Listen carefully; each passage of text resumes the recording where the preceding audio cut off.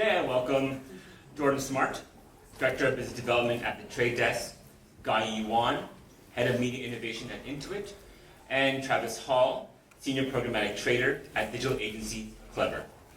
Guys, thank you for joining me today.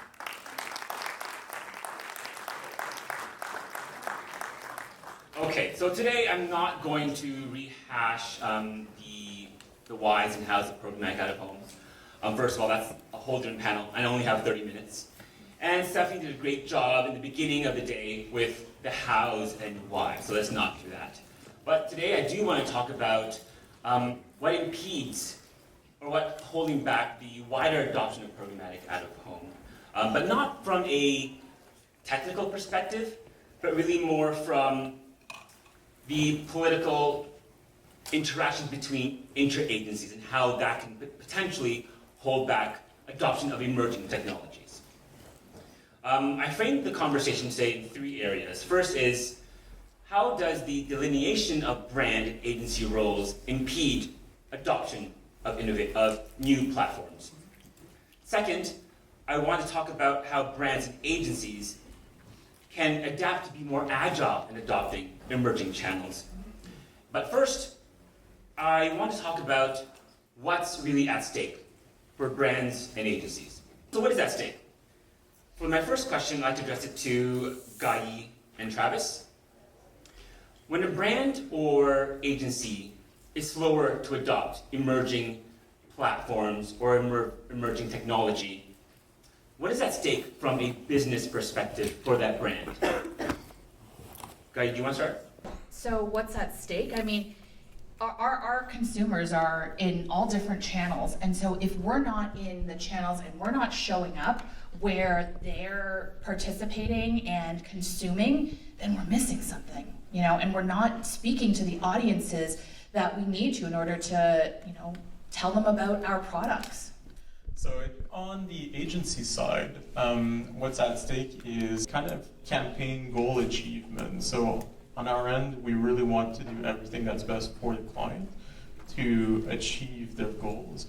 So we want to get maximum reach, including DOOH in this case here. So what's at stake for a brand agency that doesn't adapt quickly in using new platform really is missing the opportunity to reach new audiences and ultimately fulfilling those KPIs. Yeah, and in this case here, if the brand does not use all the channels available, they're really missing out on just widespread awareness. One really important factor for the digital out-of-home part is that it brings a physical footprint to a digital campaign. And that's really important to get real life or like a physical presence in a digital world. We framed really what's at stake for the brand or agency. What are those causes? So I'd like to pivot to my first really main point is the delineation of brand and agency roles. At my current role at Broadsign, I get a global perspective on adoption of programmatic out of home. And I don't think I'm wrong or too far off from saying that the Canadian market is an out-of-home specialist market. With very strong out-of-home specific DSPs with very little influence or activity from omnichannel DSPs. My next series of questions I'd like to ask Jordan. Sorry to put you on the hot spot. From your perspective as a omnichannel DSP seller, what is your current experience going into market and having those conversations to include out-of-home into the larger omnichannel? I find that brands, when you talk to brands, they're all about storytelling, trying to figure out the different ways that they can speak to their customer and connect as many dots as they possibly can. And so that's a natural thought that the actual brands themselves have. But then in some cases you have agencies that when they start to adopt new and emerging channels, sometimes they like to have a smaller group within the agency test and learn and figure out how that type of buying actually works. But that can in some ways conflict with that whole storytelling notion of connecting as many dots as possible. And so it's fine to do the testing and the learning, but it then becomes more difficult to reintroduce those concepts into the programmatic teams, which is where the connecting of the dots actually happens. And when you have those conversations, obviously you have brand direct clients and agency clients. where do you see successes? Are there differences in how they approach omnichannel? Yeah, so for omnichannel and that conversation, I think the clients that we've seen, the agencies that we've seen be most successful are the ones that focus on that storytelling. What is the brand message I'm trying to get out? And then what pieces or what tools do I have in order to tell that story? If you start there and then work your way down, those are the ones that are typically quicker to adopt those new technologies and new forms of programmatic media versus the others that maybe are a little bit slower on the uptick and trying to learn things a little bit more and be complete experts on everything before they roll it out, as opposed to focusing more on the story itself. Absolutely. Gah-Yee, what's your experience being at a brand direct in terms of adopting technology sooner? I think it's an interesting place for me to be because I come from the agency side, and so I want to be at the forefront. I know of a lot of clients who are kind of a bit more lean back and kind of letting their agencies kind of just do and figure out the mix themselves. But coming from the agency world, to me, I've got this background in attribution, in MMM, and looking at how do I best allocate my dollars. And so I take an active role in that. And any agency I work with knows that I will take an active role. But also, it's a collaborative conversation. And I think those are the best when they work that way. When you have that collaboration with your agency and within the agency to have those discussions about how you allocate your budgets. So Travis, you're at a digital first agency. There's really no traditional roles. How do you approach a budget allocation to make it omnichannel experience for the audience? Yeah, so in our case, we really look at the goal of the client or the campaign that they want to run. So we look at their main KPI, and then from there on, we allocate the budget according to the plan that we set up for the client. Obviously, it has to be approved by the client. Once it is set up by the client and approved, we execute it. And just to strategize, just to come back to the strategy side, we have lengthy discussions with the clients to really figure out the exact goal that they're looking for. And we really flesh out a very, very elaborate strategy to then execute it. So the theme of collaboration has come up from all your responses. But one thing I do want to address really is one barrier to adoption of programmatic out of home is fear. Fear of being irrelevant. If programmatic practitioners are the ones beginning to own those relationships with publishers, are the ones actually owning the contracts, the ones owning the transactions, where does that leave the traditional out-of-home planners and buyers? Gah-Yee, you mentioned before you worked at a couple of the holdco agencies. What can we do to help traditional planners and buyers become more relevant in sort of the growing, consuming, programmatic sphere? Yeah, I think that's a great question. It's interesting because when I left the agency world, it was very much siloed still, but I think now agencies are cross-training their people, and I think the next step here is to set goals for your traditional planners that are programmatic or are in that digital world. There's some great courses. The IAB has some really awesome programmatic courses that are relevant to everyone, and I think being able to immerse yourself in that and make it part of your annual goal so that you're incentivized and compensated based on learning more, and that's how you're really gonna get that cross training. So Travis, being at a programmatic first digital agency, you don't really necessarily have the, I don't want to call it baggage, but, oh, just did. But you don't have to deal with the legacy of out of home and how it's traditionally bought. So you can really only know one way to buy it. Do you see value in understanding how it was bought and more the traditional way of share of voice and how out of home is bought? Yeah, we do see value in the traditional way. Because there are some clients that still think that way. So we have to adapt to their situation or their mindset to then translate it into a more modern view. Share of voice, there's also time on the screen itself. We get that question often. And we have to take that information and translate it to a more programmatic approach. So we talk about attribution, we talk about connecting the dots between the physical world and the digital world and continuing the messaging on the digital side. When we get the information from the signage itself, from the DOOH side.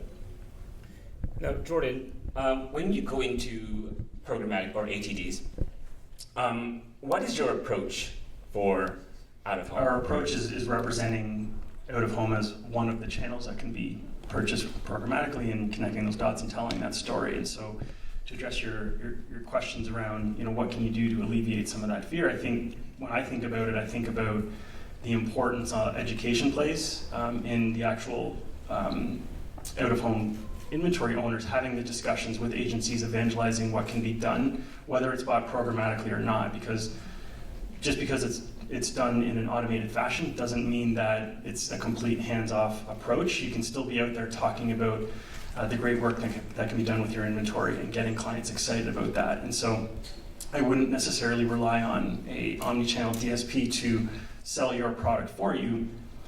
Those DSPs can help you get excited, can help clients get excited about a channel, but they're not going to be specifically calling out your pockets of inventory necessarily. And so I think you can definitely put yourself ahead of the game by helping clients understand the different ways that they can buy your inventory, and then just take a consultative approach on how they actually access it. Because at the end of the day, I think we're going to end up with some sort of happy medium where not necessarily every screen or every sign is going to be bought digitally. There's going to be some sort of healthy mix, and so you need to be able to represent both based on that client's need and the conversations that you're having. And can you illustrate on one example where you were successful? Successful in the sense that getting that either brand or agency to incorporate. Yeah. So one example that I think about a lot is, traditionally out of home, where you don't have as much choice or flexibility with how you turn your ads on and off. But we had certain clients that really had a need based on the actual conditions in the environment. So we had success with an allergy medication where they were able to actually toggle their ads on and off based on the pollen levels in the air. And so that's just a really great example where you can actually be nimble with how you're actually buying these out-of-home ads based on a factor like that. And so that's where I'm talking about finding that healthy balance and having that conversation to understand, does this make sense to buy it programmatically, or does this make sense to stick with some of the traditional work that we have as well? And so you need to be able to represent both.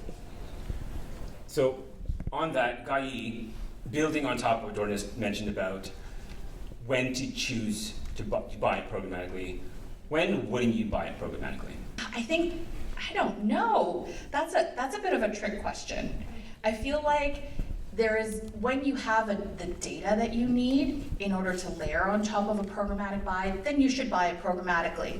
I think if you lack that data and maybe you just need to tell a general story, maybe that's when you would not use programmatic. But really, for me, there are less and less reasons not to.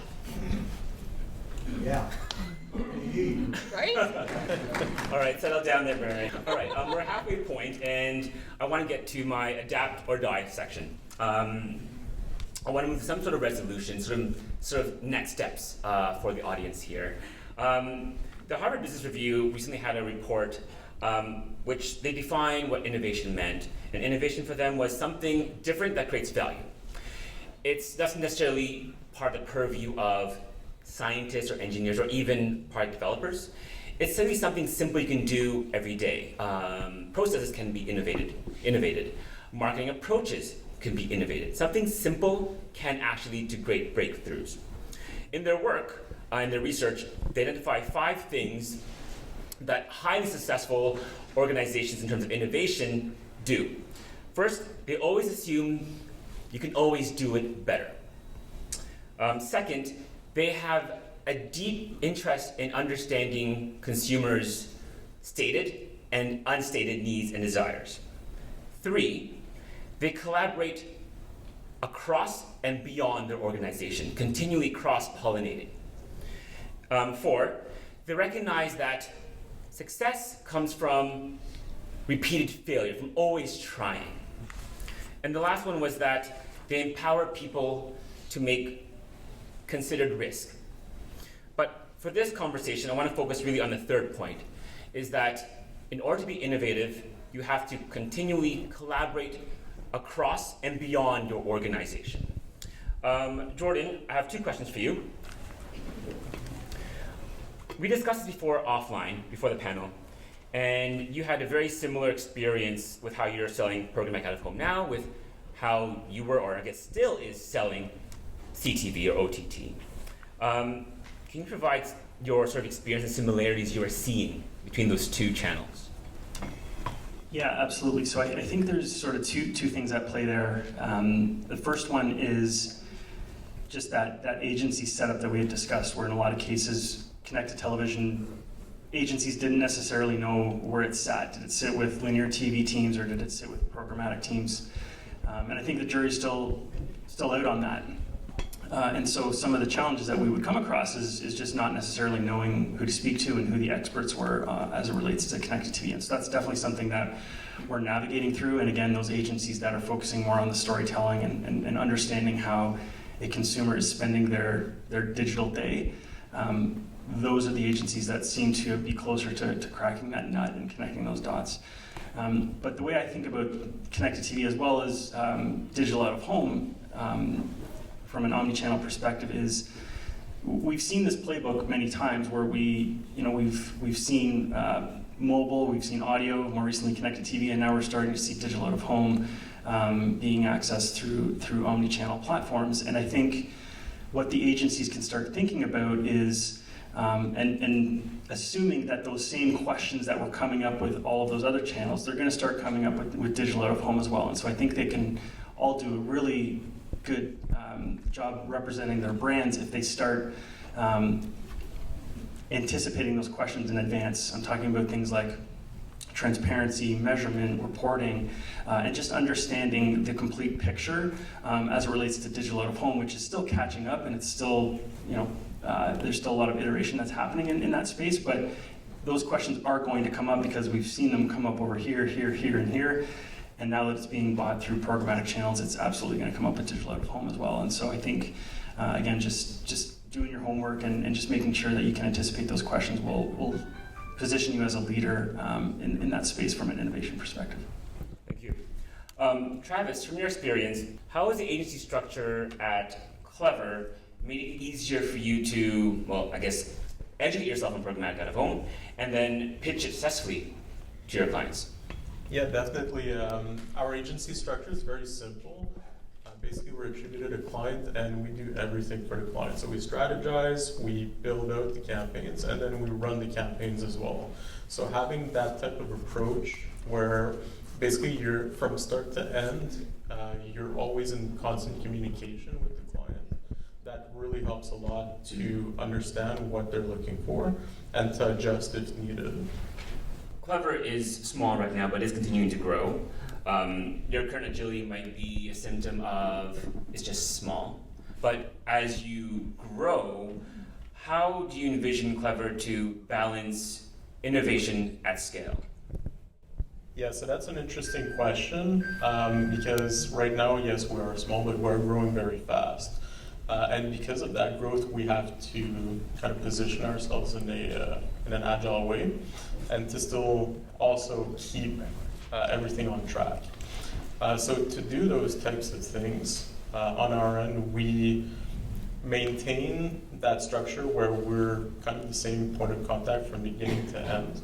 But the way I envision it is we'd have a kind of pod structure where one person would still be the point of contact for the client, and then that person would then speak to two other people, maybe a trader, a strategist, and then everyone would collaborate together in order to basically build the campaign from start to finish, and then also collaborate with the client all throughout the process.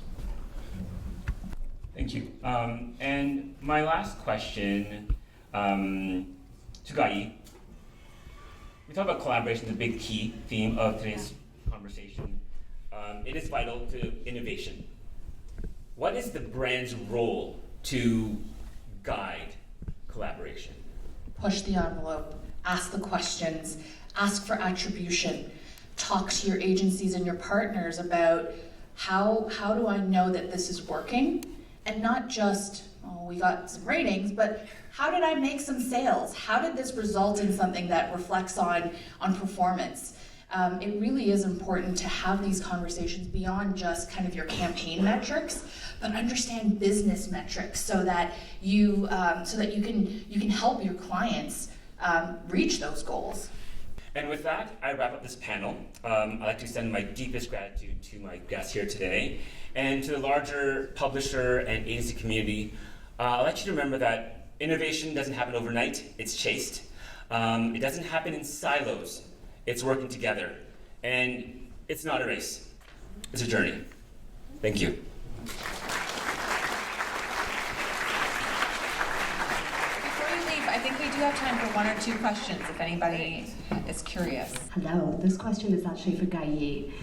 Gah-Yee, you came from let us say, a traditional marketer, a traditional bank marketer. Would you say that you have more license to be innovative as a fintech disruptor?